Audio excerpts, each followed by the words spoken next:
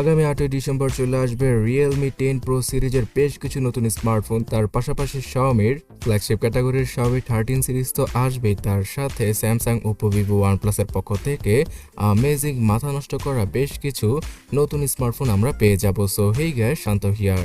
December মাসে যেই সকল নতুন ফোন আসবে তার মধ্যে সর্বপ্রথম Xiaomi 13 সিরিজের স্মার্টফোনগুলো আগামী 1 ডিসেম্বর চাইনিজ মার্কেটে লঞ্চ হয়ে যাবে অফিসিয়াল ভাবে।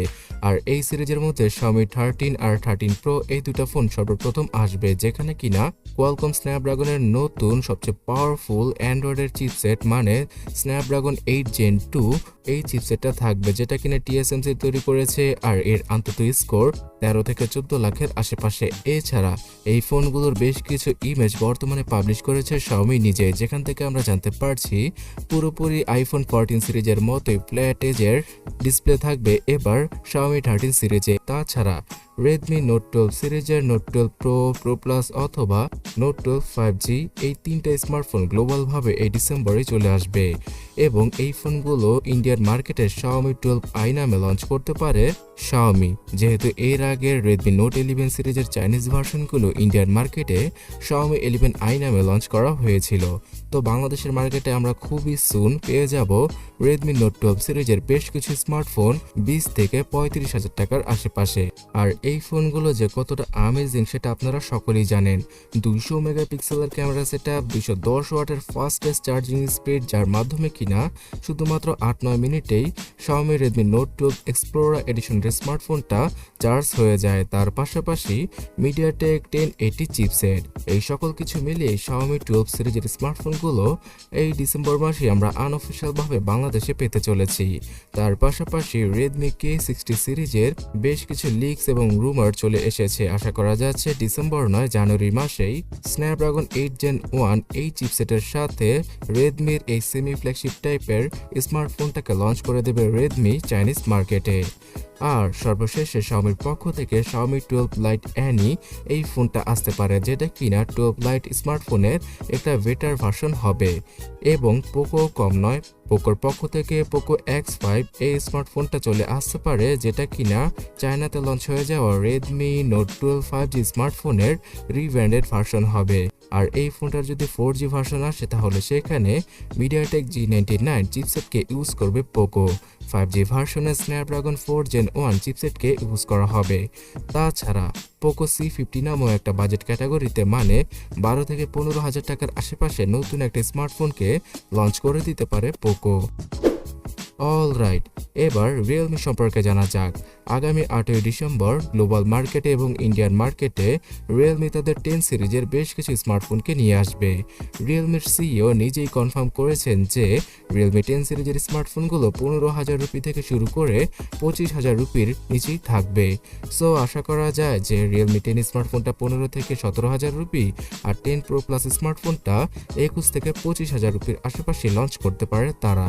এই ফোনগুলোতে মিডিয়াটেকের G99, স্ন্যাপড্রাগন 695 এবং মিডিয়াটেক Dimensity 1080-র মতো অ্যামেজিং 4G এবং 5G চিপসেটগুলো থাকবে।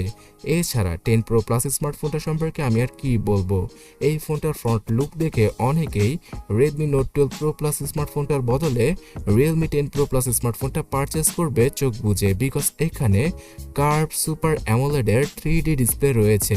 তবে আগের জেনারেশনের মতো এবার 108 মেগাপিক্সেলের ক্যামেরাতে OIS এর সাপোর্টটা দেয়নি রিয়েলমি। তবে যাই হোক, রিয়েলমির পক্ষ থেকে ডিসেম্বর মাসে বাজেট ক্যাটাগরিতে মানে সি সিরিজে নতুন স্মার্টফোন বাংলাদেশে লঞ্চ করে দিতে পারে রিয়েলমি, যার প্রাইসিংটা 15,000 টাকা নিচেই রাখবে তারা।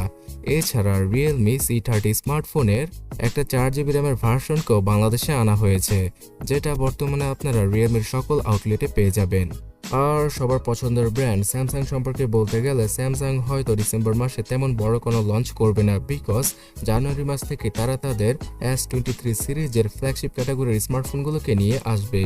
তবে এমনটা জানা গিয়েছে যে স্যামসাং A54 এই স্মার্টফোনটা স্ন্যাপড্রাগন 888 অথবা স্যামসাংয়ের নিজস্ব এক্সিনোসের চিপসেটের সাথে আসতে পারে 40 থেকে 50,000 টাকা বাজেটে, যেই ফোনটাতে 5100 mAh এর ব্যাটারি কনফার্ম থাকবে এবং অ্যামেজিং লেভেলের মাখনের মতো 120 হার্জ ডিসপ্লেকে ইউজ করবে তারা, যেটা স্যামসাং নিজেই তৈরি করে থাকে।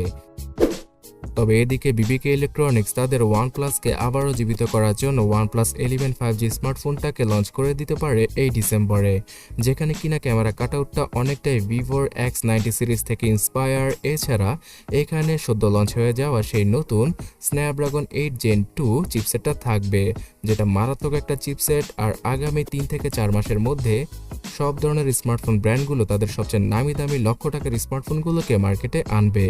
সো OnePlus 11 সিরিজে আমরা 4টা ক্যামেরা সেটআপ দেখতে পারি। এছাড়া এখানে 2K রেজলিউশনের 120 হার্জের ডিসপ্লে আর 5000 mAh এর ব্যাটারির পাশাপাশি 120 ওয়াটের সুপার চার্জিং স্পিডটাকে ইউজ করা হবে। এছাড়া OnePlus Nord 3 স্মার্টফোনটাও বাংলাদেশে আসতে পারে ডিসেম্বর থেকে জানুয়ারি মাসের আশেপাশে। তাছাড়া OnePlus-এর খালাতো ভাই Oppo তাদের Reno 9 সিরিজের বেশ কিছু মিড বাজেট ক্যাটাগরির আর ফ্ল্যাগশিপ ক্যাটাগরির স্মার্টফোনকে চায়নাতে লঞ্চ করেছে। তো সেই ফোনগুলো অফিসিয়ালভাবে গ্লোবালি আনবে তারা। তবে বাংলাদেশের মার্কেটে হয়তো আগামী বছরের ফেব্রুয়ারি মাসে আমরা Reno 9 সিরিজের নতুন কোনো স্মার্টফোনকে 40 থেকে 50,000 টাকার আশেপাশে পেয়ে যেতে পারি। তবে এখানে 4G ভার্সনের স্মার্টফোনকে আনতে পারে Oppo বাংলাদেশে। তো যাই হোক, ওপ্পোর খালাতো ভাই ভিভো সম্পর্কে জানা যাক, বিকজ তারা ইতিমধ্যে তাদের X19 সিরিজের স্মার্টফোনগুলো চাইনিজ মার্কেটে লঞ্চ করে দিয়েছে, যেখানে কিনা ফ্ল্যাগশিপ গ্রেডের Dimensity 9200 চিপসেটের পাশাপাশি বেশ কিছু অ্যামেজিং ক্যামেরা রিলেটেড ফিচার রয়েছে। আর ভিভো এখানে আইফোনকে টক্কর দেওয়ার জন্য তাদের ক্যামেরাতে নতুন জেনারেশনের V2 চিপকে ইউজ করেছে সেপারেটভাবে, যার কারণে কিনা ভিভো X90 Pro Plus স্মার্টফোনে থাকা 1 ইঞ্চি সাইজের ইমেজ সেন্সরের মাধ্যমে আইফোন থেকেও ভালো ভালো ছবিগুলো ক্যাপচার করা পসিবল হবে, যদিও কিনা ভিডিওগ্রাফিতে এখনও আইফোন এগিয়ে থাকবে। আর এই ফোনগুলোর নতুন ডিজাইন আপনাদের কাছে কেমন লাগলো অবশ্যই কমেন্ট করে জানাবেন। তাছাড়া ভিভোর আইকিউ সিরিজের পক্ষ থেকে কোনো স্মার্টফোন অফিসিয়ালি বাংলাদেশে না আসলেও এখন কিন্তু আনঅফিসিয়ালি অনেক ফোনই আসছে। তো আইকিউ 11 সিরিজের ফ্ল্যাগশিপ গ্রেডের স্মার্টফোনগুলো আগামী 2 ডিসেম্বর মালয়েশিয়ান মার্কেটে সর্বপ্রথম লঞ্চ করবে তারা। তারপরে গ্লোবাল সহ ইন্ডিয়ান মার্কেটেও চলে আসবে সেই ফোনগুলো, যেখানে কিনা স্ন্যাপড্রাগন 8 Gen 1 অথবা 8 Gen 2 চিপসেটের পাশাপাশি 2K রেজলিউশনের ডিসপ্লে আর খুব ভালো চার্জিং স্পিড পাওয়া যাবে, সেটা 120 থেকে 150 ওয়াটের মধ্যেই থাকবে। আর বাংলাদেশের মার্কেটে ইনফিনিক্স তাদের হট 20 সিরিজের 4G ভার্সনের স্মার্টফোনগুলো আনতে পারে, কিন্তু ইন্ডিয়ান মার্কেটে 5G ভেরিয়েন্টের স্মার্টফোনগুলো আসবে, যেখানে কিনা মিডিয়াটেক Dimensity 810 চিপসেটকে ইউজ করবে তারা। এবং 15,000 রুপি থেকে পাওয়া যাবে ইনফিনিক্স হট 12 সিরিজের 5G স্মার্টফোনগুলো ইন্ডিয়াতে। বাংলাদেশের মার্কেটে 4G ভার্সনের স্মার্টফোনগুলো আমাদেরকে 15 থেকে 20,000 টাকার আশেপাশে কিনতে হতে পারে। মোটোরোলা তাদের G72 নামে নতুন একটা স্মার্টফোনকে বাংলাদেশে নিয়ে আসবে, যার প্রাইসিংটা 25 থেকে 30,000 টাকা হবে, বিকজ এখানে ওলেড প্যানেলের ডিসপ্লে 108 মেগাপিক্সেলের ক্যামেরা সেটআপ সহ G99 এর মতো একটা মোটামুটি ভালো ধরনের চিপসেট রয়েছে এই ফোনটাতে। তার পাশাপাশি 5000 mAh এর ব্যাটারিও পাওয়া যাবে। সো অফিসিয়ালি আসলে এর প্রাইসিংটা 25 থেকে 30,000 টাকায় রাখবে মোটোরোলা বাংলাদেশে।